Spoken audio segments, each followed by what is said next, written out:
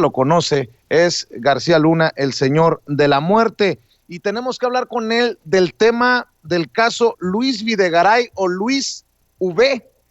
Mi querido Paco, te saludo con mucho gusto. Un abrazo, buenas tardes. Vicente, ¿cómo estás? Buenas tardes, más bien.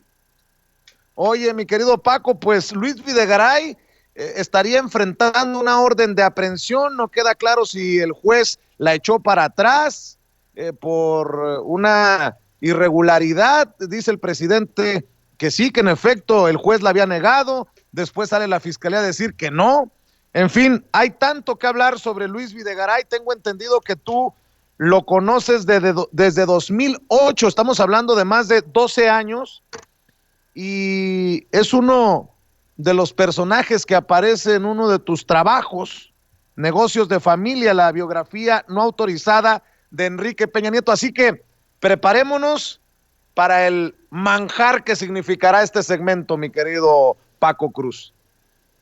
Vicente, pues mira, qué noticias, ¿no? Una orden de captura o acusaciones más bien por cohecho, financiamiento ilegal a campañas políticas y traición a la patria.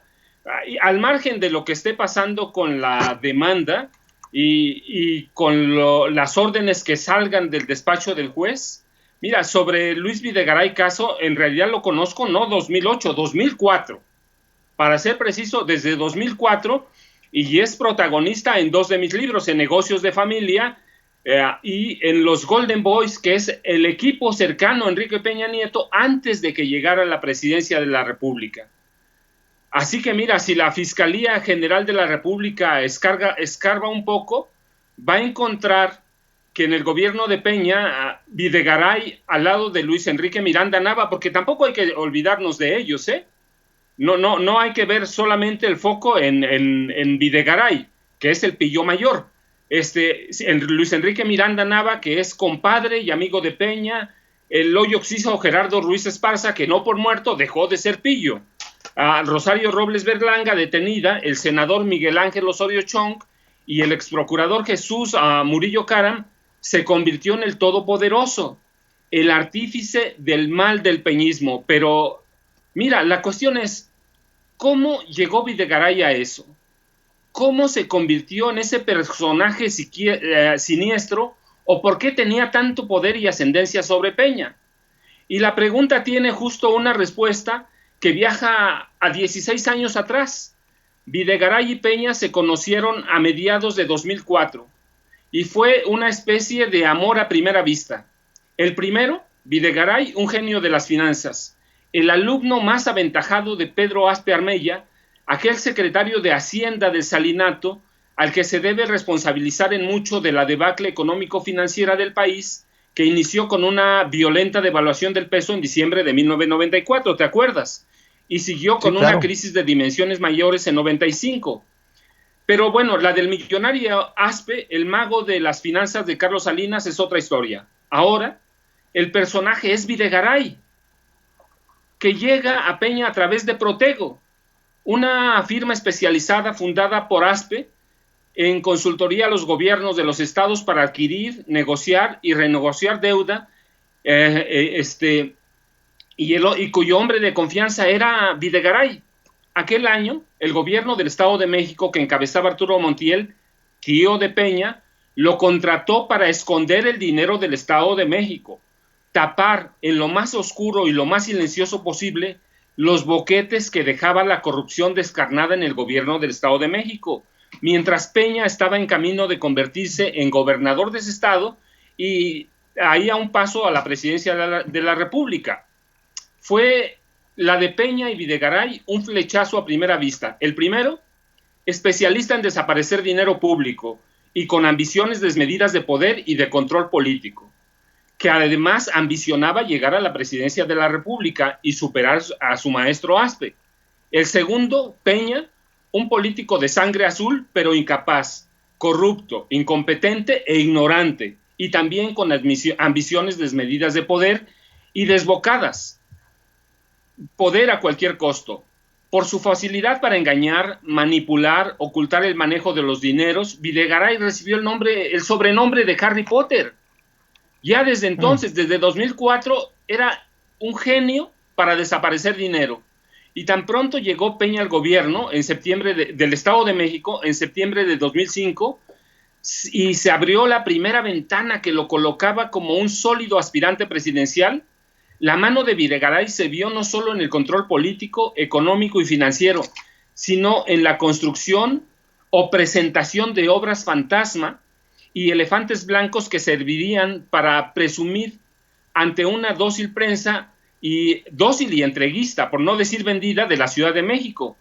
Por eso hubo periodistas de aquellos llamados monstruos que incluso ya llegaron a llamar estadista Peña sin conocerlo y sin pisar nunca el Estado de México, y a Videgaray un genio que pintaba para presidente. El gobierno del Estado de México se convirtió en un desastre que nadie quiso ver, robos, saqueos, pero el talante de Videgaray me asombraría en las elecciones presidenciales de 2012. Él controlaba todo con mano de hierro, como hacen los saqueadores desconfiados. Controlaba incluso al PRI del Estado de México. Así que mira, esto es algo que yo viví 3 semanas antes del 1 de julio de 2012, en la sede priista del Estado de México, en Toluca. El PRI decidió hacer remodelaciones en su edificio. Para ello, contrató a un albañil para que tirara la pared de una bodega interna y ampliara el espacio. Ese hombre había trabajado anteriormente para los priistas, pero esta vez era distinto. La condición es que laboraría solo, por la madrugada, en una sección que desconocía y estaría vigilado por 20 policías. Finalmente, el albañil aceptó las condiciones porque le pagaban bien y comenzó su tarea. No tardó mucho en tirar la pared.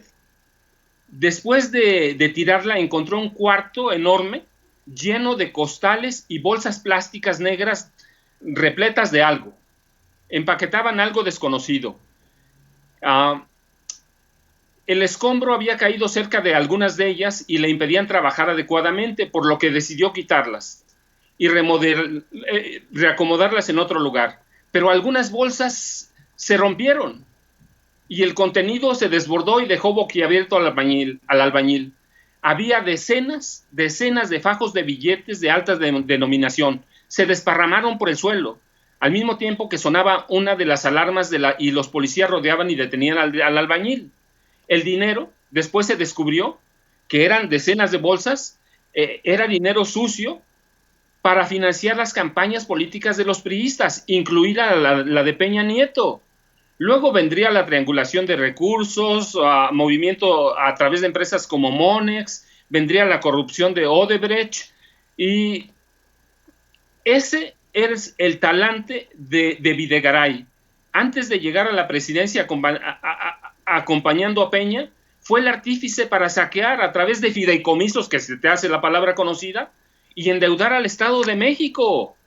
Videgaray garantizó el silencio comprando a Televisa, a TV Azteca y a los principales medios. Ya después, cuando llegaron a la presidencia, mira, le destinaron solo para 10 medios 30,000 millones de pesos. Y tú sabes que hay 28 columnistas de aquellos llamados monstruos que también recibieron decenas de millones de pesos, más de 1,000 millones, ¿sí? Y tú los conoces bien, ¿quiénes son?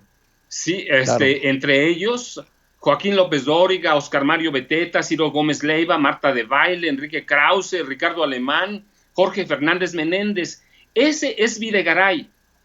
Y estos periodistas son cómplices del saqueo de este país. Déjame preguntar.